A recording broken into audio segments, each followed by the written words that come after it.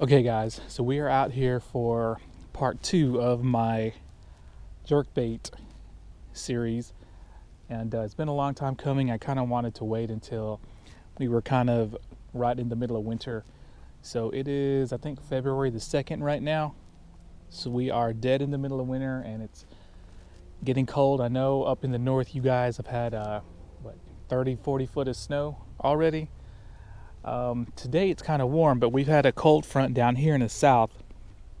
But I figured it would be a good time to go ahead and do this video. So this portion is going to be how I fish a suspending jerkbait in the winter. Now, I got my rod and reel in line. So if you recall in the first part, I like to have a small, palmable, lightweight reel. So I have the Scorpion 70, a short, fast action, medium power rod. So I got a 6'6" Zodius, and I got 10-pound fluorocarbon. So this is kind of a mid-priced combo, but once again, you can use any combo that works for you. Okay, so we're going to lay this off to the side, and right here I brought out just a box of jerkbaits. We have a mix of a high-end and affordable. We got your high-end, you know, your Vision 110. Got a couple of those. You got your mid-range, like your Duo Realis 100. Your Lucky Craft pointers. Then you got your more affordable jerkbaits, like the Rapala Ripstop right here. And then I have a new jerkbait I haven't tried. It's the Berkeley Cutter. Okay, so let's pull one of these out and let's talk about it. Now it's time to put your ego aside for a moment and let's talk about these jerkbaits. Now, how many of you guys fish this like a crankbait, where you just cast it out and then you steadily retrieve it in? Now, I'll admit, when I first bought jerkbaits, that's what I did, and I caught absolutely zero fish doing it that way. Now, you may get lucky and catch some fish. Now, they do have a decent action when you do retrieve them, and I can understand why you would think to fish this like a crankbait, because these jerkbaits look like elongated crankbaits. You know, just a crankbait that's stretched out and it's got this bill. But actually that's not how it works. So let me tell you how I found out how to fish a jerkbait. Now, I was at one of my local lakes that are really tough for artificial lures, and I had a jerkbait on, and I was fishing it just like, you know, a crankbait, catching absolutely nothing. And I see this kid on this pond prowler little boat, and he's casting what looks to be a jerkbait, but he's doing something weird, at least weird to me at the time. And granted, this was, you know, almost 10 years ago. He was casting it out. He was kind of reeling his reel a few times, and he was just basically popping his rod or twitching his rod. And lo and behold, he caught a fish right in front of me. So later on, I see him on the shore, and I ask him, you know, what was he throwing, and he shows me, and it was a jerkbait. So I didn't tell him, you know, that I didn't know how to fish it. So later on, I go out and I tie on I remember it was a Lucky Craft pointer in American Shad, and I started to imitate what he did.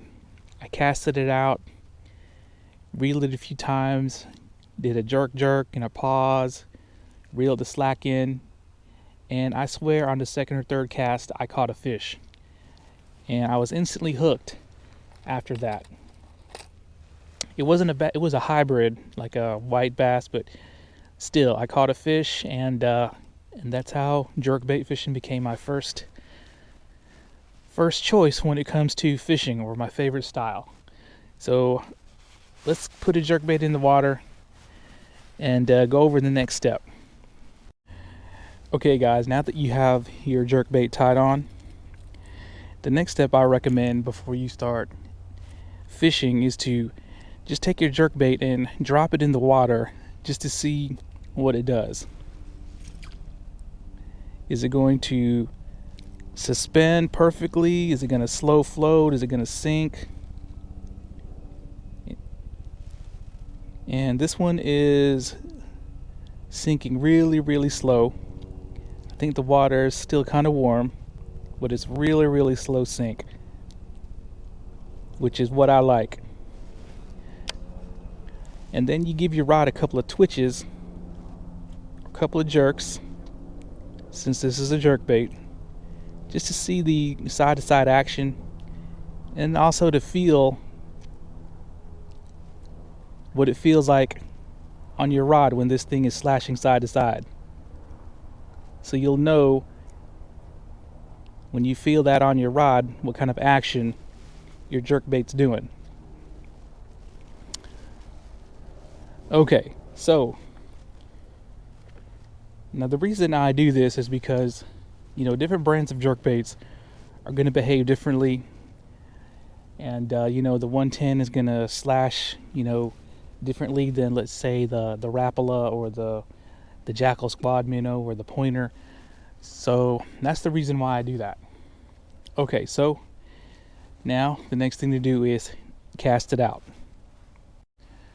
Okay, so the next thing we're going to do is we're going to cast it out and do our what they call our cadence. So let's just do easy cast out.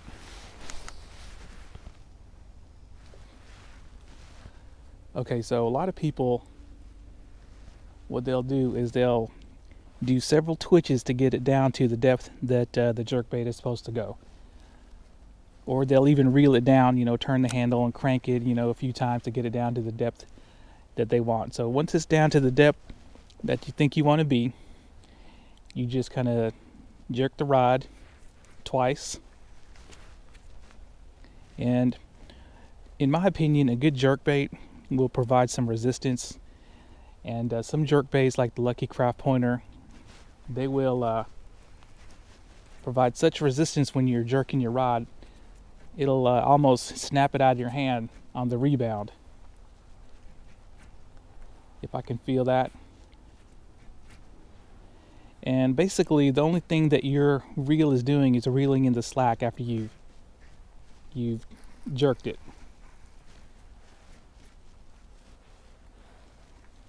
So that's pretty much it. Make a couple of twitches, pause, reel in the slack, twitch it again, pause, reel in the slack, twitch it again. All right, let's make another cast.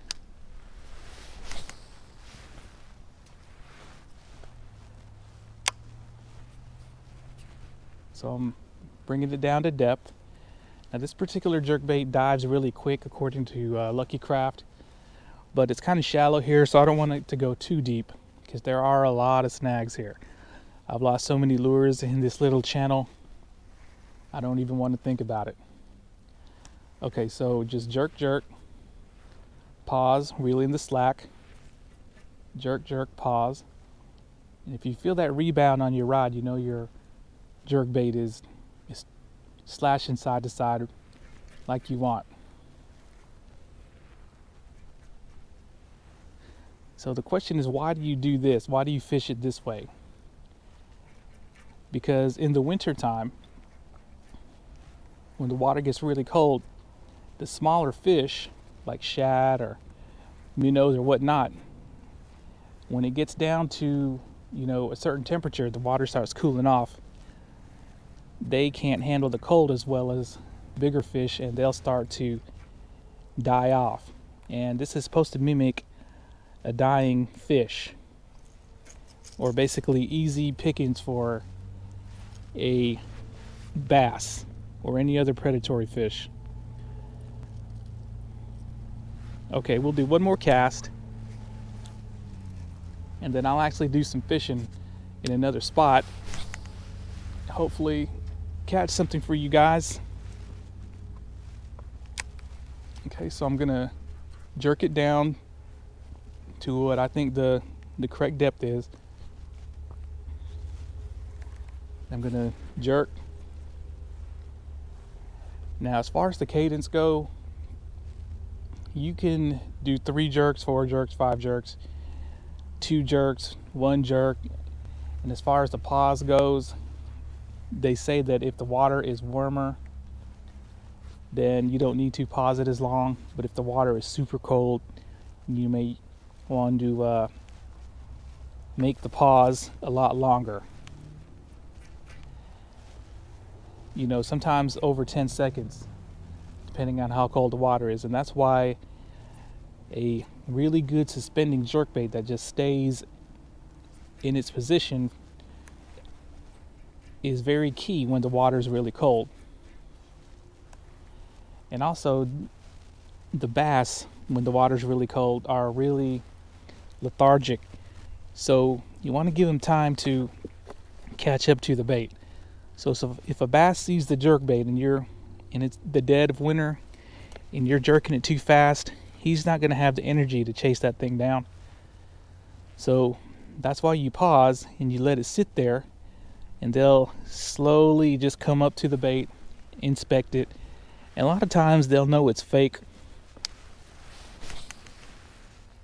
Bass have vision that's made for underwater, so a lot of times they will see that the jerkbait is not a real fish, but when you twitch it and give it that action, what you're doing is you're triggering that instinct for them to bite it. So you're basically just triggering an instinct of these fish to bite what looks like a dying fish. Okay, so let's actually do some fishing. I'm going to move spots. Okay guys, so unfortunately I wasn't able to catch a damn thing after fishing a jerkbait for at least 3 to 4 hours, and the only thing I managed to do was snag and lose my Duo Realis jerkbait, which really pissed me off. So instead, what I'm going to do is I'm going to just share with you guys some past catches I've had on jerkbaits, and hopefully this will illustrate how you can catch jerkbaits anywhere, actually anytime during the year, but they're particularly effective from fall all the way through spring. Now right here I'm fishing, I believe it's sometime in mid-spring. It's right after I got the ALDEBARAN 30, so I'm fishing the ALDEBARAN 30 with a Major Craft MSX 6'8" light bait finesse rod, and I'm working a live target DAIWA finesse jerkbait that's about 3/16 of an ounce. And it's not really producing for me, so I decided to change it up to a Duo Realis 63 Rosante, and this is a badass little finesse jerkbait. It weighs about 3/16 of an ounce, and it's almost as effective as a Lucky Craft Pointer 65 in my opinion, from my experience. Now the water was probably warming up. It was pretty warm outside already. As you can see, the trees have started sprouting their leaves, and I'm actually in shorts, so I'm actually working the jerkbait pretty fast, a fast cadence, and that's what worked. And I was able to stick a little bass. It wasn't big, but it put up a pretty good fight on that light tackle. Now let's talk about this ALDEBARAN 30. Now this thing is a little beast of a casting reel. It casts down to 1/8 and probably dips down a little lower than that with no problem. And it casts this, these little finesse jerkbaits a super long way. And I plan on doing some more ALDEBARAN MGL videos very soon, so watch out for that.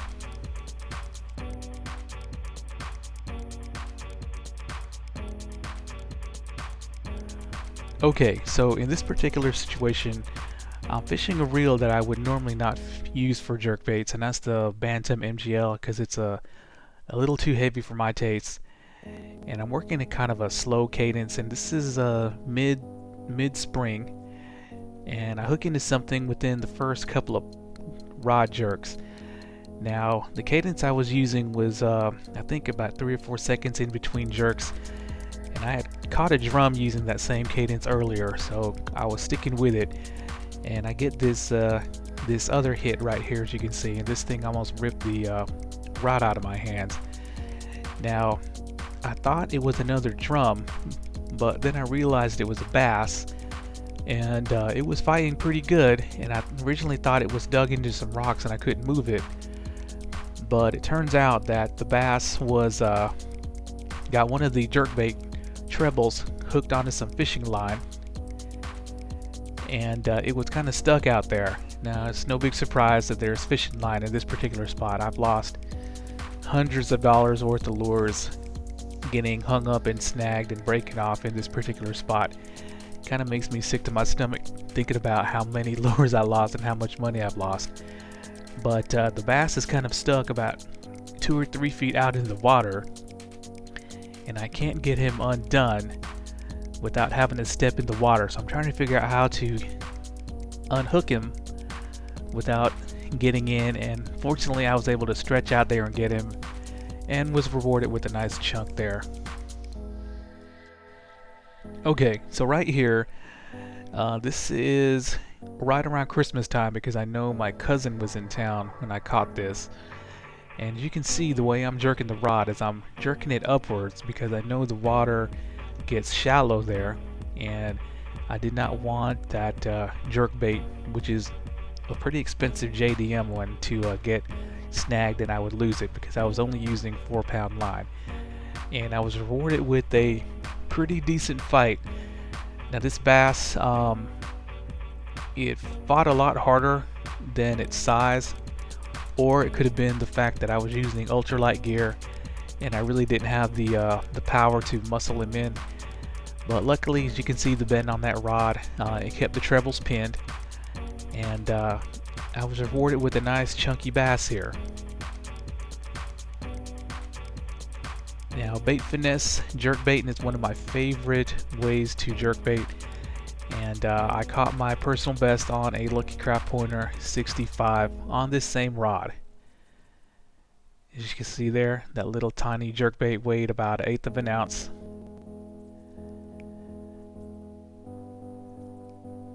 So yeah, bait finesse jerkbaiting, it's the way to go.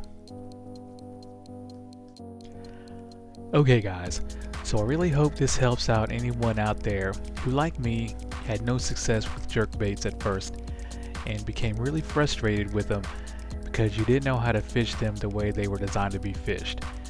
Now I know it's hard for guys to admit that they don't know how to do things, and especially when it comes to fishing.